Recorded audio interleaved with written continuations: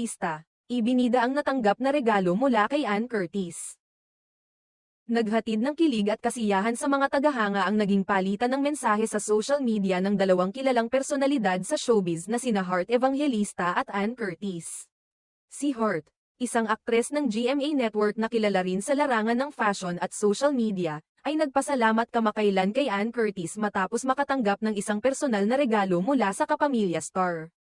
Sa pamamagitan ng isang Instagram story, ipinakita ni Heart ang larawan ng natanggap niyang package mula kay Ann.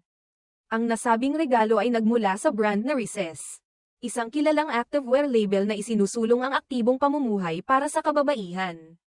Bukod sa regalo, may kalakip din itong sulat kamay na mensahe mula mismo kay Ann, na talaga namang nagpamalas ng kanilang pagiging malapit sa isa't isa. Ang nilalaman ng note ay puno ng pagmamahal at kabiruan, kung saan sinabi ni Ann, "A little something for your pickleball